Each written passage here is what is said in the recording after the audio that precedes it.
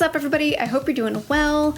I was taking a scroll back through some of the very first videos I ever made for this channel nearly 5 years ago that are kind of like some of the foundational concepts for this whole channel, and realized as I rewatched them that my opinions and perspectives have shifted and changed since I made them. So I thought it might be really nice to remake one of those videos today with my updated thoughts. So we're going to talk about how to plan for private practice before you've ever even gotten started with it. Now, it's not that I disagree with my original take on this video, it's just that I feel like there are some critical steps that I'm more aware of now that people tend to get hung up on and are worth naming explicitly. So in this video, I'm going to add in those pieces that I feel are quite important to consider before you start a private practice. So if you're thinking about starting a private practice and you haven't actually started the thing yet, the very first step that I suggest you take is to ask yourself, why? Why private practice? And really get into this. So maybe you want more income or more flexibility, or you want to work with the types of clients that you really enjoy working with, whatever it might be. Okay, great. Now, why that? Okay, so you want more income. Why do you want more income? And keep asking that why question to the answers that you come up with, because there's probably something that's much deeper that carries a core value that's quite important to you that you're seeking out as your why. It's helpful to identify what that is and not just the sort of surface level thing. It will make it a lot clearer what you want to focus on when you're setting your goals, which leads us to our next step. That's right, step number 2, identify your goals.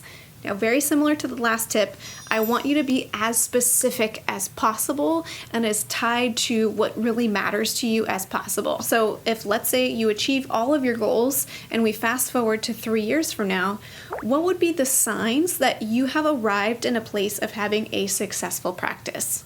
And I imagine there are things that go beyond just, my caseload is full or my income is this, that there's going to be some other signs that feel important to you as far as what a successful practice looks like. And I encourage you to let yourself be as specific as possible. A tool to kind of help you build on this is to ask that question, what else? So if, let's say, one of your answers to a sign of a successful practice is it's full or I'm making the income that I want, just say, okay, what else? What else is a sign of a successful practice after 3 years? Keep filling in those blanks. And I encourage you to take it a step further and not just look at what this successful practice itself looks like, but what a successful life as a whole looks like. So consider goals for your practice, but also your goals for outside of your practice, because at least from my experience, most of the time when somebody decides to venture into private practice, it's because there's some goals outside of their work life that they also find important as well. So it could be that flexibility of, I want to earn a certain level of income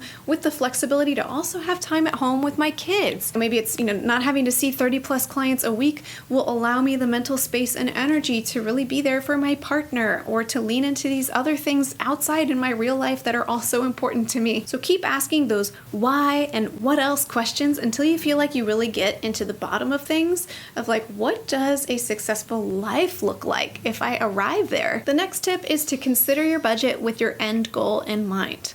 Now, this is an important step that I feel like a lot of people don't talk about. If money wasn't a variable, then sure, you could do it however you wanted to. You could quit your day job, take your sweet time. That's not reality. Most of us have a budget that's constraining us. And so consider what your budget looks like. Is there a certain date that you need to be earning a certain amount of income? Is it, your budget related goal is that by a year, you need to be seeing 20 weekly clients. And, if that's true, what would the budget goal look like by 3 months? Or is there a certain date where you need to at least be breaking even? Maybe you need to keep your existing day job while you do private practice on the side for a minute. Consider all your budget goals and allow that to be a value and a priority rather than trying to force yourself to get things off the ground super quickly in order to meet your budgetary needs. And my next suggested tip is to break these goals down into steps. Now, it is true that often there's a zillion logistical steps that are involved in actually starting the private practice, getting all your systems in place so that you can actually start seeing clients. And if we could just assume for a second that you had all of your systems completely set up to be able to see clients right now, what other steps are left to help you achieve those goals that you named in the previous steps? Often, for most people, the question then turns to, well, how do we actually get clients for me to see in my practice. The reason why it feels important to name this step is because there are so many logistical steps involved in setting up the systems in order to actually be available to see clients that folks start with that, set up all their systems, and they go, okay, I'm ready to see clients. And then there aren't any clients to be seen. So if we can say, we'll get to those logistical steps in a second, but let's first ask the question, how are clients going to end up in your practice to be seen in the first place? Now, depending on the goals that you looked at in some of the prior steps that I named, it might be, oh, I need to think about how to apply to insurance panels so that clients can find me through their insurance. Do the research then on, what's involved in applying to insurance panel, how much of your practice does need to be set up in order to be able to complete that application, and how long does it tend to take for that application to be completed for you to actually be on that panel. Or if you're setting up a cash pay practice, then you need to explore what ways you're going to go about having clients find you. So start to explore your marketing strategies, start building your networks.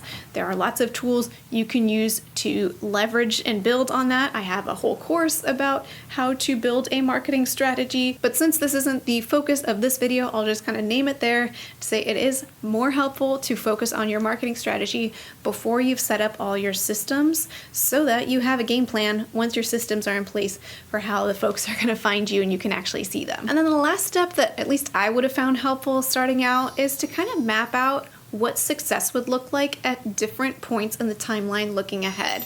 For me, I just had the end game. I want a full practice. A full practice looks like this, this, and this. I'd like to get there in this amount of time. But it's helpful to say, okay, if you want a full practice at let's say, a year, so what does success look like at 1 month in? What does success look like at 3 months in?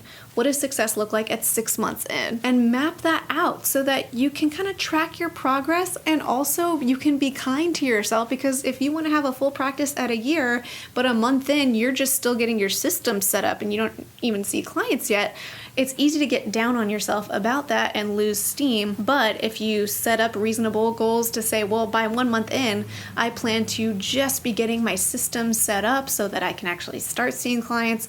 By 3 months in, maybe I'd like to be seeing 3 clients a week while keeping my day job. Maybe by 6 months in, I'd like to be seeing enough clients that I can start scaling back my day job. And by 1 year in, I'd like to be having a steady stream of ongoing referrals so that I'm consistently fully booked. That can really help you stay calm while you go through the process and really measure what success looks like, rather than feeling like, I'm failing up until I get to that final success goal post of, having the full practice or whatever your goal is. Once you have all of these steps completed and you really are at the point of saying like, okay, practically though, Marie, how do I get the private practice started? What systems do I need to set up? I do have a free checklist that covers all of those things. So if you're interested in that, I've linked to it below and you can find it there. Well, I hope this helps. Most importantly, know that your practice is your own. It's most important that you feel like your practice fits your values, your goals, your specific needs. And I hope that you're reminded through this video that you have the freedom to do that, to take the time to set it up to be what you want it to be. And before we close, I'd like to thank TherapyNotes.com for sponsoring this video.